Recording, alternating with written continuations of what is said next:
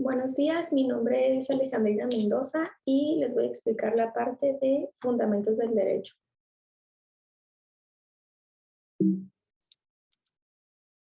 Lo primero que tenemos que entender es que existen diferentes tipos de normas en nuestro ordenamiento. Existen normas morales, sociales, religiosas y jurídicas. Cada una tiene diferentes concepciones y características en particular. Las normas morales son aquellas que dependen de cada persona con base en nuestra serie de valores y son normas que nos imponemos nosotros mismos. Algunos ejemplos pueden ser honesto, ayudar a los más necesitados y no gloriarnos de nuestros actos buenos. Las normas sociales corresponden a aquellas que nos permiten tener una vida más cordial y amena dentro de nuestra sociedad. Esto es conducirnos conforme a ciertas reglas que la misma sociedad nos ha impuesto. Y algunos ejemplos puede ser no consumir bebidas alcohólicas mientras manejamos y respetar los derechos ajenos, así como usar vestimenta para poder salir a la calle. Las normas religiosas son aquellas que se nos imponen por una divinidad y son estas que se imponen mediante la iglesia. Algunos ejemplos son ir a misa los domingos, bautizarse y dar el diezmo. Y finalmente, las normas jurídicas son aquellas que están en nuestro ordenamiento legal y son dictadas por órganos competentes. Algunos ejemplos pueden ser no invadir propiedad privada, no destruir el medio ambiente y no secuestrar a una persona.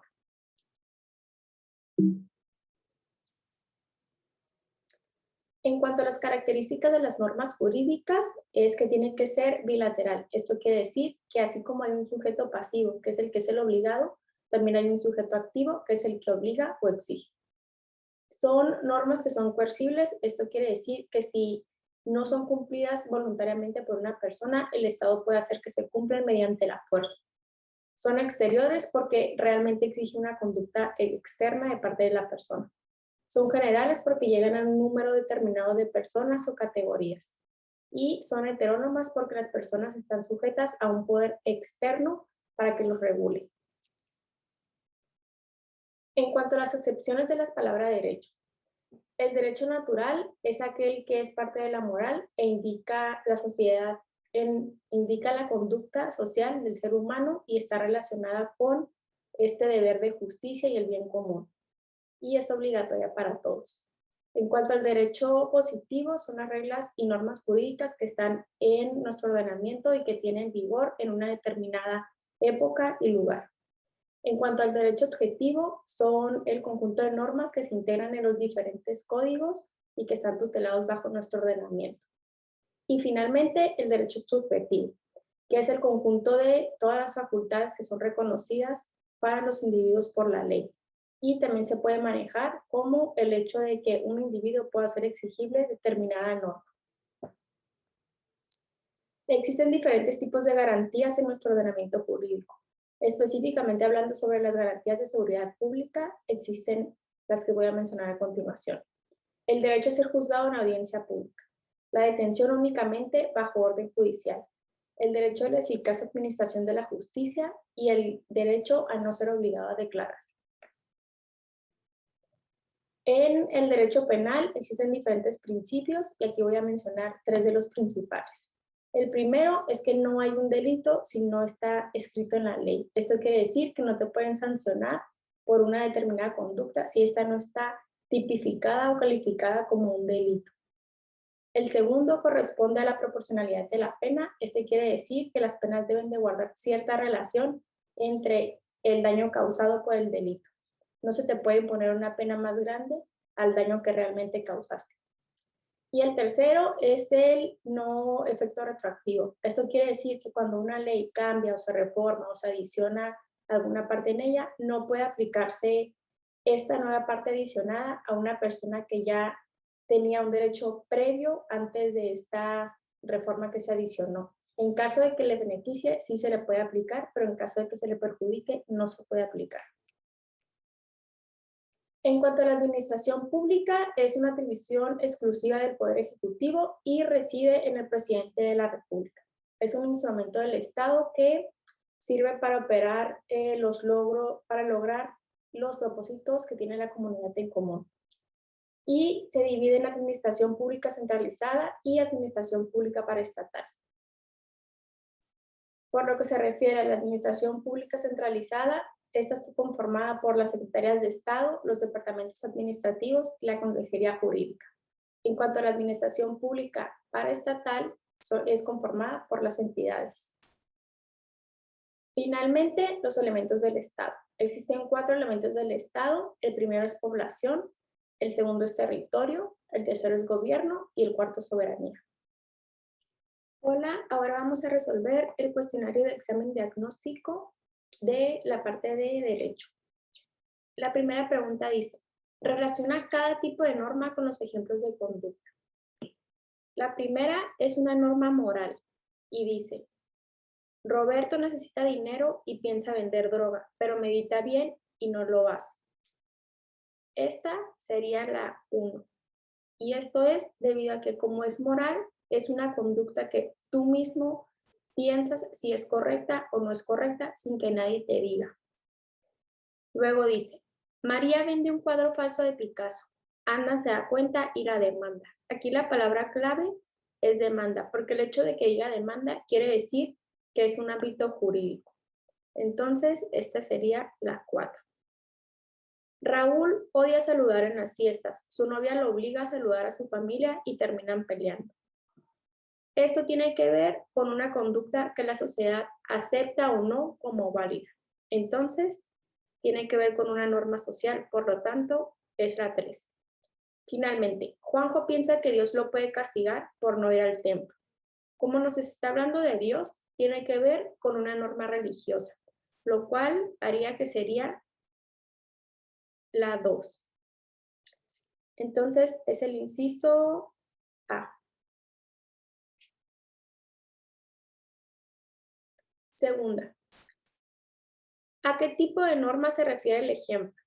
El derecho de alimentos es recíproco. Consiste en el deber de los padres de proporcionar a sus hijos casa, vestido, alimento, atención médica, pero el que los da tiene a su vez el derecho de recibirlos. Esto tiene que ver con una norma jurídica porque es una norma que está dentro de nuestro ordenamiento. Como es exigible por medio del Estado, tiene que ver con que es jurídica. Las demás normas no pueden ser exigibles por medio del Estado. Siguiente. Selecciona las características de las normas morales. Nosotros habíamos visto cuáles eran las características de las normas jurídicas, entonces ahora nos toca evaluar cuáles son las de las morales. Primero, exterioridad. Esta no puede ser porque, como habíamos mencionado, lo moral es algo que tiene que ver con lo interno, con algo que tú mismo te pones a ti, no tiene que ver con una cualidad que pueda ser exigible en el exterior. Unilateralidad. Esta sí, porque tiene que ver con el hecho de que tú mismo la coloques. Autonomía. Esta también tiene que ver con las normas morales porque pues tiene que ver con la autonomía propia. Siguiente, interioridad. También tiene que ver con las normas morales porque es algo interno y no externo. Bilateralidad.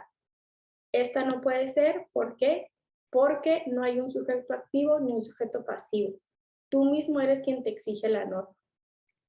Y 6, incoercibilidad. Esta sí, porque no es una norma que pueda ser exigida mediante la coacción o la fuerza del Estado. Por lo tanto, sería la respuesta A. Siguiente. ¿Qué enunciado se refiere a la bilateralidad de las normas? Recuerden que la bilateralidad de las normas consiste en que haya un sujeto activo y un sujeto pasivo. Es decir, que alguien sea el obligado y alguien sea quien obligue. La primera. El cumplimiento de la obligación depende de la voluntad propia del obligado. Pues esto podría ser, este enunciado es correcto, pero no tiene que ver con la bilateralidad, entonces no. Segunda. Frente al cumplimiento de una obligación existe el ejercicio de un derecho. Aquí justo habla de que frente al cumplimiento de una obligación existe el ejercicio de un derecho. Eso quiere decir que hay un sujeto pasivo y un sujeto activo. Por lo tanto, sería la opción B. pero vamos a analizar por qué no serían las siguientes. Para el cumplimiento de una norma no se puede hacer uso de la fuerza, debe hacerse de manera espontánea. Esto no tiene que ver con la bilateralidad, sino con la coercibilidad. Y la D, el deseo bueno o malo sale del yo interno por medio de la palabra o de la acción. Esto no tiene que ver absolutamente nada con la bilateralidad de las normas. Siguiente. Relacione cada tipo de norma con su ejemplo. La primera, amar a nuestros semejantes. Esta tiene que ver con una norma religiosa. Saludar a alguien al llegar a algún lugar. Esto tiene que ver con algo totalmente social. Entonces, como no nos lo marca entre las normas que tenemos aquí, pues no la tachamos. Respetar a los padres o maestros. Esto tiene que ver con una norma moral. Y finalmente, cumplir con el servicio militar. Esto se refiere a una norma jurídica. Por lo tanto, sería 1C, 2D y 3A, es decir, la C. Siguiente. Selecciona los enunciados que ejemplifican las normas jurídicas. Entonces, es obligación pagar las contribuciones que manda la ley. Esta sí corresponde a una norma jurídica. Al final de un contrato laboral debe respetarse la puntualidad. Esta no. El derecho de todo ciudadano a ser votado para cargos de elección popular. Esta sí. Se debe evitar en todo momento mentir, robar o pensar mal del prójimo. Esta no, en todo caso sería una norma religiosa.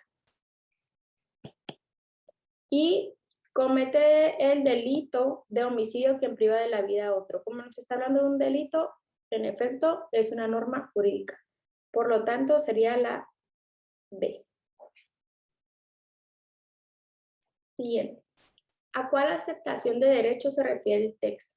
La Constitución centralista, denominada las 7 leyes promulgada en 1836, transformó los estados federados en departamentos subordinados al gobierno central y estableció el supremo poder conservador. Esto tiene que ver con una acepción positiva. ¿Por qué? Porque es una norma, bueno, en todo caso, la Constitución, que no deja de ser una norma, pero sería la norma suprema, tiene que ver con que es una acepción positiva porque estuvo vigente durante un determinado tiempo en un determinado lugar. 8. El derecho postula que las leyes humanas deben sujetarse a una justicia superior. Como nos habla de justicia superior, se refiere a una acepción natural, que ya habíamos visto que tiene que ver con todo esto de lo divino, de justicias de arriba, del más allá. 9. Al conjunto de normas que integran el sistema jurídico de un país se le llama derecho objetivo. Es derecho objetivo porque tiene que ver con todas las normas, leyes que existen dentro de nuestro ordenamiento jurídico para que éste pueda tener pues existencia. 10. ¿Qué opción se refiere a las características de heteronomía de las normas? La obligación es impuesta por voluntad ajena al obligado.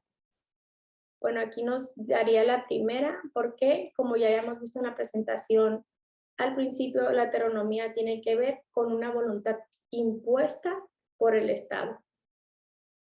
Y pues el Estado es alguien ajeno al obligado. 11. ¿Cuál enunciado ejemplifica el derecho vigente? La religión católica es única y obligatoria. Esa no podría ser, ¿por qué? Pues porque el derecho y la religión católica no tienen nada que ver. El proceso penal será acusatorio y oral. Esta sí, porque tiene que ver con el derecho que actualmente está escrito. Entonces, como es el que se utiliza actualmente, es el derecho vigente. Siguiente. Desde el 5 de febrero de 1917 y hasta antes del 9 de diciembre de 2005, la pena de muerte estuvo contemplada en el artículo 22 de la Constitución de los Estados Unidos Mexicanos para aplicarse al parricida y al traidor a la patria, entre otros casos. No obstante, nunca se aplicó debido a que no se expidió una ley reglamentaria. Por tanto, hasta antes de la reforma de 2005 se trató de una norma de derecho y bueno, entre las opciones tenemos que elegir cuál. Sería la opción B, debido a que fue un derecho que estuvo vigente en determinado tiempo y época, que es lo primero que se nos menciona en esta parte, pero no fue positivo. ¿Por qué? Porque nunca se aplicó. Y no se aplicó, ¿por qué? Porque no se expidió una ley reglamentaria, por lo que nunca entró en acción. Esto quiere decir que no se positivo. De los siguientes derechos, ¿cuáles son garantías de seguridad jurídica? Y bueno, estas ya las habíamos visto previamente. Entonces, dice, transitar libremente dentro de la República. Esta sería o no sería una ley, una garantía, perdón, de seguridad jurídica, no. Profesar la creencia religiosa que más nos agrade. Esta tampoco. Porque esas tienen que ver con otro tipo de garantías. Sí están dentro de nuestro ordenamiento, pero lo importante es ver que sean de seguridad jurídica. Siguiente, manifestar libremente nuestras ideas. Esto tampoco tiene que ver con seguridad jurídica. Ser juzgado en audiencia pública. Esta sí, no ser obligado a declarar. Esta también. Y coadyuvar con el Ministerio Público. Esta también. Por lo tanto, sería la opción D. 4, 5 y 6. Siguiente. ¿Cuál es el principio del derecho penal que impedirá que se juzgue a las personas en la situación descrita? En febrero de 2012 se publicó que en el municipio del Marqués, Querétaro, se sancionará a las personas que soliciten ayuda económica en la vía pública, aduciendo ser migrantes sin serlo, por lo que las autoridades verificarán que dichas personas sean de otro país. Dicha conducta no se encuentra descrita en el Código Penal. Aquí la clave es que dice que no se encuentra descrita en el Código Penal. Y como ya lo había mencionado antes, esto tiene que ver con el hecho de que no se te puede castigar por ningún delito si este delito no está escrito dentro de la ley. Y esto tiene que ver con la opción A. No hay delito sin ley. Siguiente. ¿A qué tipo de administración corresponde el ejemplo? La SEP es una institución dependiente del Ejecutivo Federal. El secretario de Educación Pública funge como responsable de la misma y en el nivel siguiente inferior se encuentran los subsecretarios. Como tiene que ver con que es una secretaría, ya habíamos mencionado que dentro de la administración sería la centralizada. Entonces, es la opción A. Siempre que hable de una secretaría, es centralización. Es un órgano del Estado que pertenece a la administración pública centralizada. Nuevamente, dentro de las opciones, la opción C es la que habla de una secretaría. Por lo tanto, sería esta. Recuerden, siempre que se hable de una secretaría, es parte de la administración pública centralizada. El jefe de la Administración Pública Federal, dentro de las opciones, es el presidente de la República. Este tipo de respuestas tienen que ver más con teoría y pues sí aprenderlas de memoria, porque realmente no es que tengan mucha lógica o no, sino que es que se tienen que aprender que el jefe de Administración Pública Federal es el presidente de la República. No hay otra persona que pueda ser el jefe de la Administración Pública. Entonces a esas no traten de buscarle como que tanto razonamiento, sino más bien es de estudiarse. Siguiente. ¿Qué elemento constitutivo del Estado actúa como órgano directivo y encargado de aplicar la política. La población, no. Sí es un elemento del Estado, pero pues no nos encargamos de aplicar la política. Los legisladores no son un elemento constitutivo del Estado. El orden jurídico tampoco lo es, por lo tanto, sería el gobierno. Siguiente. Los elementos del Estado son territorio y nación, no. Jurisdicción y población, tampoco. Jurisdicción y nación, no. Territorio y población, correcto.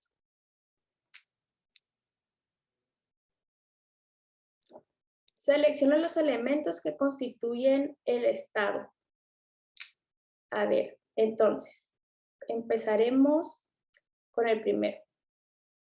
El ayuntamiento de Xico con su presidente municipal, síndicos y regidores. No. Esto tiene que ver con que recuerden que los elementos del Estado son población, territorio, soberanía y gobierno. El espacio aéreo, las tierras, las aguas y el subsuelo del país.